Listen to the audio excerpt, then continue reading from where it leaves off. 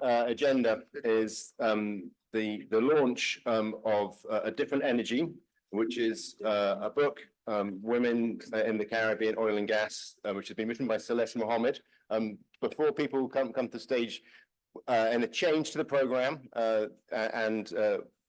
we organized this very much at the last minute. But the Honourable Minister of Planning, Penelope Beckles, Minister of Planning, agreed just to say a few words about the book this morning. So I would invite her to the stage just to say a few words and to launch the book. Minister.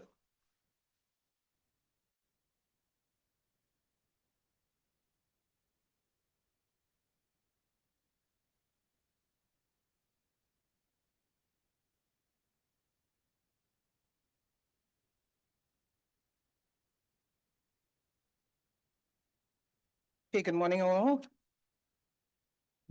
I'm sure you all had a good breakfast, right? So let's get a little Trinidad. Good morning. Good morning. That's really a little nervous part of me, right? You know. Okay, so let me. I know this is wasn't something on the program, but I just want to use the opportunity to congratulate the Energy Chamber for creating a space for what is really a very historical moment, in that this is the first of its kind, a book being launched on women in oil and gas in the Caribbean. So can you just put your hands together for Celeste Modest? I want to say that, you know, this is, when you talk about a book, research, capacity building, for many of you in the oil and gas sector would understand how critical, and even if you don't talk about oil and gas, you talk about any sector, and you want to do research, you know, you need to be able to have some form of reference. So the fact that we now have a book that has been written is really, really very important. I had the good fortune of attending the last two COPs in Dubai and Egypt recently, and I was really extremely happy to see persons from the energy sector, both private as well as state-owned companies, attending, because I think it's really important that the voices of the energy sector be heard, having regard to the challenges that exist for the sector in the discussions of fossil fuels and climate change. I grew up in the energy sector myself. In the oil sector, my father worked at Texaco and was the General Secretary of the Oilfield Workers Trade Union. So that I am particularly pleased as a child who has grown up in the oil sector to know that now there is this book that I myself would just love to read about. And I want to really say to Celeste that you know, it's what you have done is so very, very important. And I want to ask, before you leave, those of you who certainly can purchase the book, I'm making a plug for her. You must have seen it when you're outside, so when you were entering. Having read the book, I just want to say that it's really an enjoyable read, as it successfully weaves a myriad of themes into a comprehensive work, which, apart from profiling the subjects, also raises the questions for further thought. Women, a different energy, Women in Caribbean Oil, also celebrates the stories of women of resilience, profiling their shared journey in a male-dominated industry. It looks at factors that motivated them to succeed, to make a difference, and to pave the way for future generations of women, girls in the industry. This book also raises questions about the distribution of oil and gas wealth resources. It challenges assumptions of gender-neutral benefits and takes a look at the unsung and unacknowledged contributions of women in the industry. It raises awareness about gender stratification within the oil and gas establishment and the need for further research post Sustainable Development Goals 2030. A must-read is a final chapter, Drilling Down, which speaks to the benefits of employing women in the industry. Now, I have had the pleasure of serving as president of UN Women, and I really think that we need to celebrate that from my research, I think Trinidad and Tobago is the only country that has 2 female permanent secretaries and a deputy permanent secretary leading the Ministry of Energy and Energy Industry. I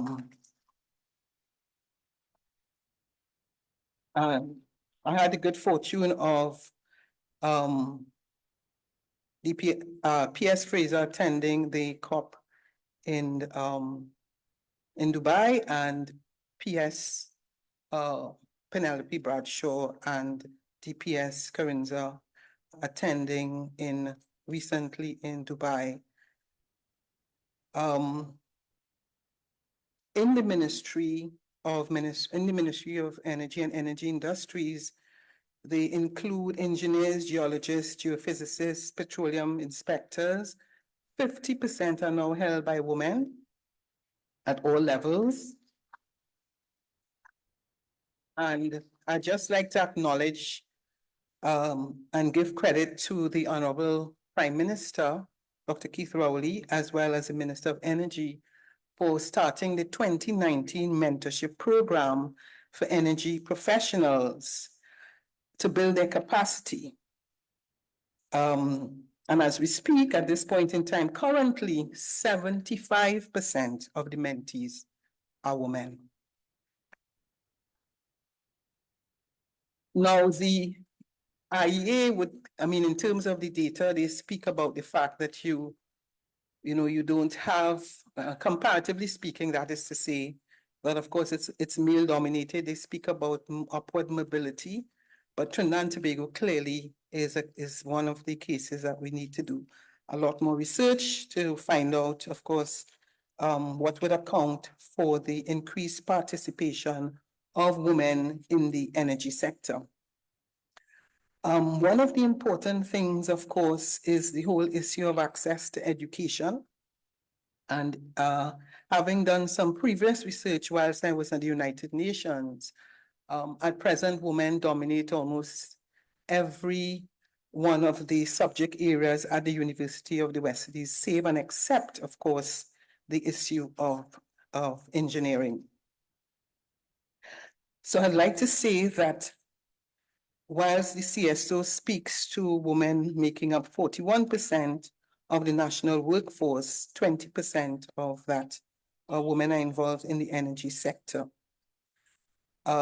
I was very pleased to see at the panel, of course, of 3 that 2 are women. So I'd like to, of course, congratulate and acknowledge Verlia and Charlene who participated.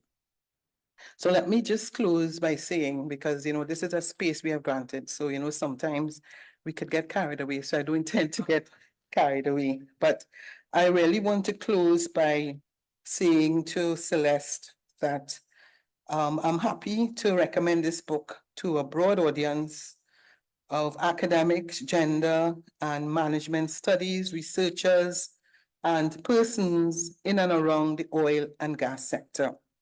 Let me just, as I close, use the opportunity because I had the good fortune of sitting next to the first female chairman or founding chair and chair of the Caribbean Energy Chamber, Trinidadian, Melanie Chen.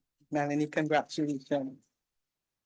And I think it's important just to also celebrate today Cecilia Josephina Garcia James, who's the president of the Society of Petroleum Engineers.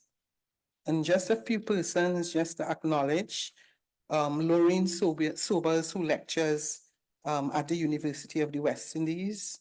You all may know Clarice Macmillan Jupiter, the first female graduate in postgraduate diploma in the area, first female from the Pennsylvania State University who graduated in mineral engineering management. Arlene Chow, the first woman in TNT to lead a state-owned energy company. And I'm not going to acknowledge everybody today. It's always a risk, but just a few because of the time. And Tony Sirju Ramnarine of the Atlantic LNG. Yes. So there's a lot we can say about women in the energy sector. And finally, it's really my pleasure to have had the opportunity to do this launch. And Celeste, I hope you're going to continue to write and not end here. For most of us who have attended conferences where they speak about small island developing states, one of the big discussions is always centered around capacity building. And therefore, it's so critical for what the Energy Chamber is doing to give an opportunity to us all in the Caribbean to have the opportunity to learn as well as participate. So again, my best wishes. I'm looking forward to seeing most of you here, notwithstanding what was said there a while ago that your salary is not as good as it used to be plenty years ago, but I'm sure it's certainly much better than mine. Thank you very much.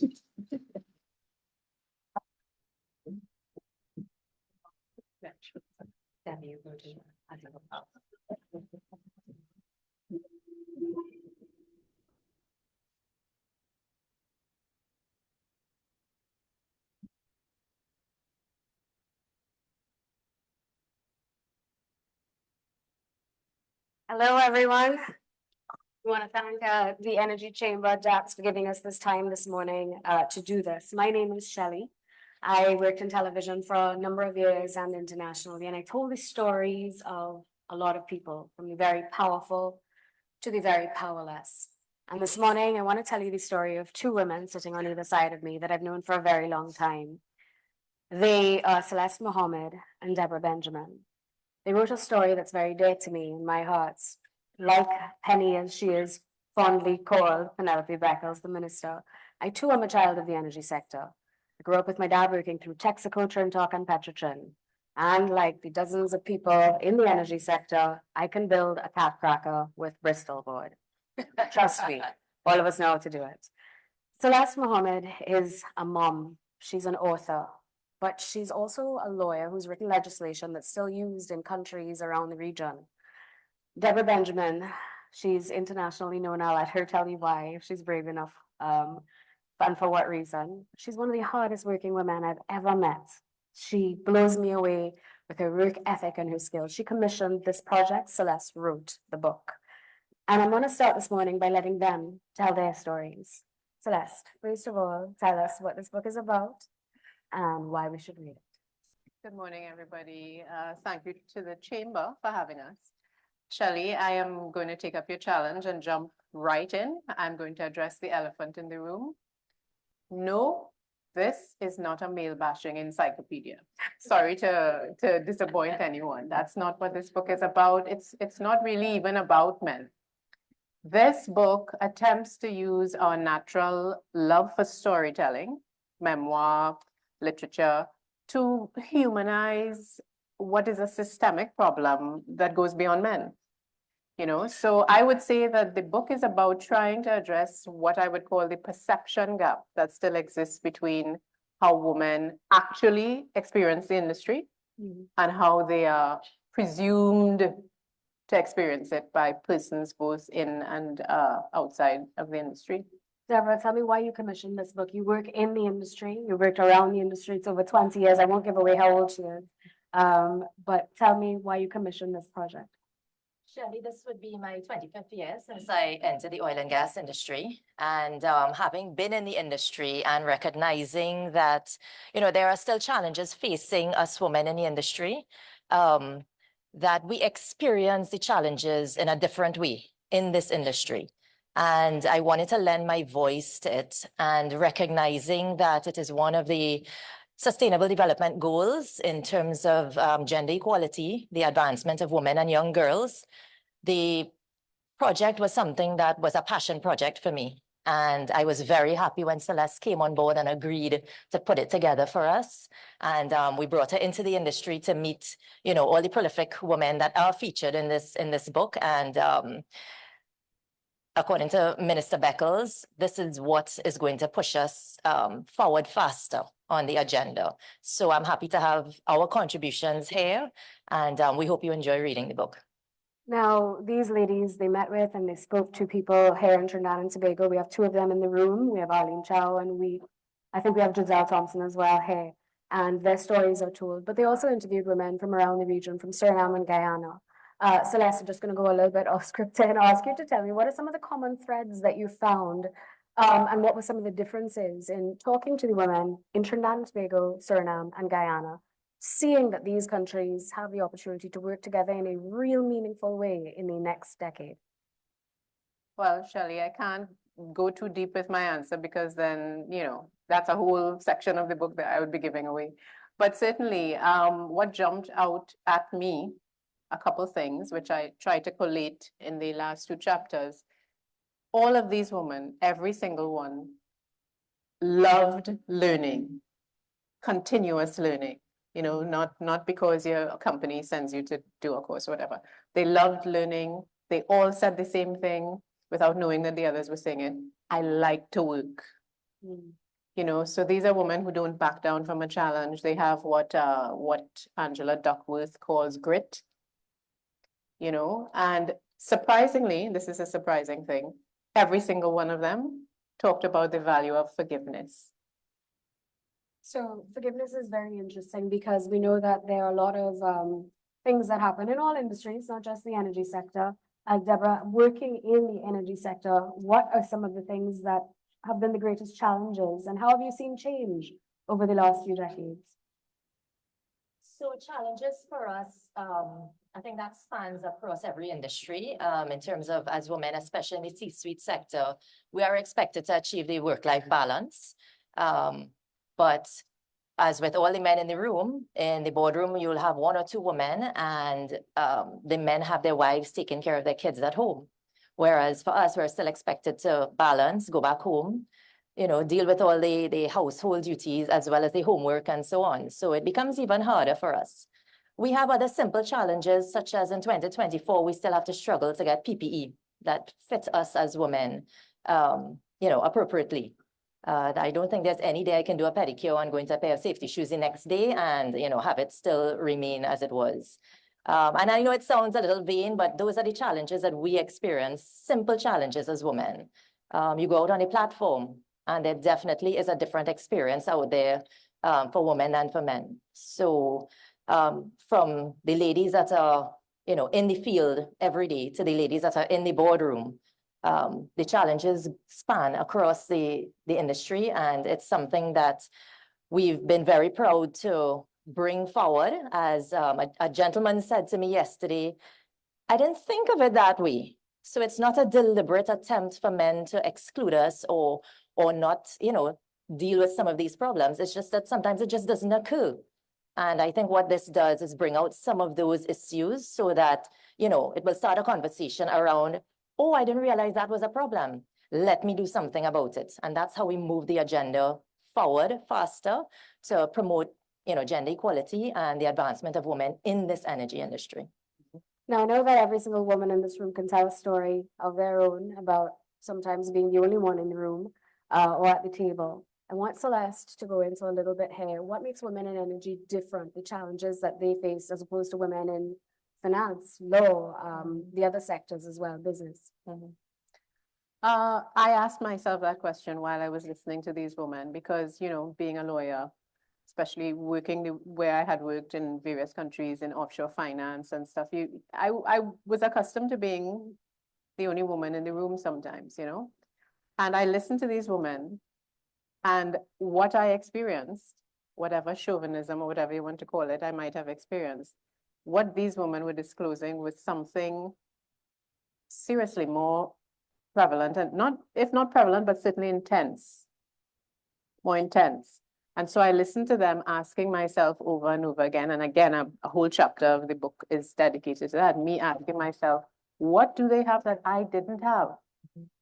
Because I got fed up of a lot of things and I'm no longer practicing law, but these women have something, some secret source that I felt these women in oil and gas that makes them able to go out on the platform, despite, to show up in the boardroom, to have those one-on-one clashes. They all talk about clashes. Some enjoy it, some less so.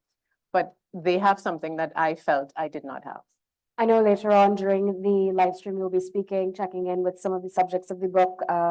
Hopefully we could have both of them who are here telling their stories as well. But Celeste, tell me a little bit about Arlene and her inspiring story. You started and you chose to start the book with her. Yes. Many reasons. Ms. Chow having only just recently, actually, when I spoke to her, she was still on board at Heritage and was about to transition out. I felt that she would have a perspective and a platform. Her career spans, I mean, the gamut, both here and abroad. And she, being someone who is now leaving the industry, would be able to say and speak candidly in ways that perhaps persons still in the industry might not. I also felt like, you come to a point sometimes in life where what is anybody going to do? Beat me? You know what I mean? Like, what you're going to do? Fire me? So I enjoyed talking to Arlene. Arlene was honest. She was candid. At times, she brought me to tears, but always she was very encouraging. And her takeaway is to recommend the industry. So thank you, Arlene. And again, we'll be hearing from Arlene and Giselle, hopefully, in our live stream. To both of you, and these are getting into some of the issues that are in the book, but just one quick question that I know everybody has been asking about. You interviewed several people for the book. Why did you choose this particular cross-section of women? You have people like Arlene who've been in the industry for decades, people who have been in the industry just for a few years. You have young, you have older, you have seasoned, I would call them. You would have different perspectives, people who are engineers on the rigs, on the platforms, and then people in C-suites. Tell us the criteria for determining the cross-section. Well, I mean, the research shows that, yes, we need to get women into the industry, entry level, and we need to keep them, recruitment, retention. I wanted the book to speak to women at any level, really. Also, I wanted to show a sort of continuum. So like what Arlene talks about, we have a very young engineer coming 20, 30 years later, saying the same things, not knowing what Arlene said. So that tells you something, Were you surprised by any of the content? Yes, I was surprised by many things, but I will let you all, you have to pick up a copy of this book. This book is truly, it's not what you think it's going to be. It's not what you expect it to be. And it shows a role for everyone. So just finally, before we go, why should some people buy and read this book from your point of view as a publisher, but also as an industry stakeholder? So as Celeste said, I think it's a celebration of the secret sauce. And we as Caribbean women, because it is very specifically focused on Caribbean women, we have a different experience to women globally. I think we are strong. Our experience as Caribbean women, our heritage in these islands gives us that grit, gives us that secret sauce to be resilient and do what we need to do to be successful. So this is the voices that you will read about and hear them speaking, because most of them in person. And I just ask that everybody look at it with an open mind and do what you can in your own way to move forward this agenda in any way you can. Well, I'm getting a red block saying time's up, but the author will have the final word really quickly. Why should anybody read this book? I think everybody should read this book. But, from a corporate and industry perspective, I feel this book does two things really well, if I do say so myself. One, it packages an important but the thorny issue in a very convenient and readable way.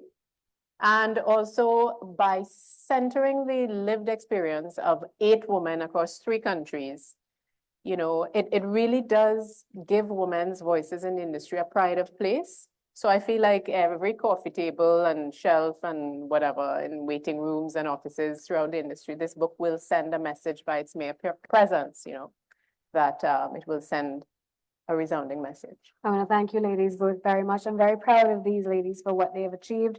I understand this is just volume 1. Don't worry, your stories out there will also be told, I'm sure. Thank you very much for your time, Dr. Driver, and thank you for your attention.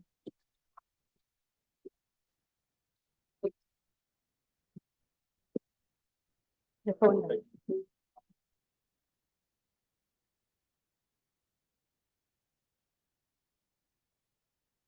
Well, thank you all very much. Fascinating, and everyone, please go out and buy the book. And just, if I can, here at an NGC sponsored breakfast, give a little plug that it is also for sale at Paper Based Bookshop, run by the Bocas Literary Festival, sponsored by the National Gas Company. So please do go, and if you want to buy the book, please buy it there. And I should declare my conflict of interest. I'm also a board member of Bocas Literary Festival as well. So I just want to thank everybody, all the panelists for this morning's session, and thank particularly the National Gas Company for their sponsorship of this breakfast and their continued, fantastic support of this conference, and indeed for all of the work of the Energy Chamber. So thank you very, very much for all of that support. We have to all now rush over safely but quickly across to the Regency Ballroom, where we're starting at 8:30 in just in a few minutes' time with our annual awards program, where we are celebrating the 4 winners of our annual awards program. The minister has very kindly agreed to join us across there as well. So we are pleased. Can we all move across to the Regency Ballroom, where we will start at 8:30 sharp. Thank you all.